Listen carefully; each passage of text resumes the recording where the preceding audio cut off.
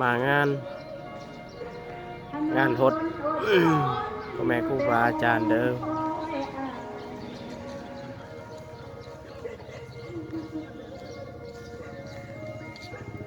ใบวิธีใดเป็นจังหวะนี้น่าศึกษากับสีเหลี่ยมที่เก่าหนังนะพระองค์รักษาสิ่งพวกผู้ขาได้งานทดพ่อแม่ครูบาอาจารย์นั่นทันได้มาแต่เลยเหลือไว้จะนั่งแต่งอ่อนซื่อๆเอาเรื่องพระราชที่ออกเรียบร้อยไล่มันไปเอาแต่มา